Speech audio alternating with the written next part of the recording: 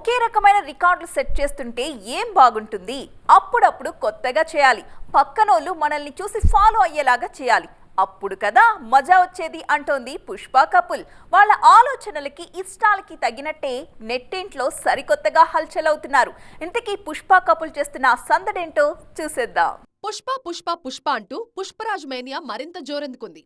ఒక్కడే కష్టపడితే ఏం బాగుంటుంది, వెంట నేను అంటూ కపుల్ సాంగ్ తో గ్రౌండ్ లోకి వచ్చేశారు రష్మిక మందన. అసలే సామి సామి అంటూ ఫస్ట్ పార్ట్ లో ఆమె చేసిన సందడి చూసిన జనాలు ఇప్పుడు సెకండ్ పార్ట్ లో వీళ్ళ కెమిస్ట్రీకి ఫిదా అయిపోతున్నారు.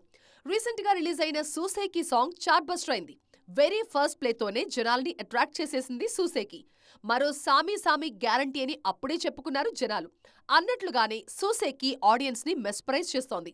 సింపుల్ స్టెప్లను ట్రై చేస్తూ రీల్స్ చేస్తున్నారు ఔత్సాహికులు. ఇప్పటికే దాదాపు 1,00,000 రీల్స్ కు పైగా క్రియేట్ అయ్యాయట సూసేకి పాటకి.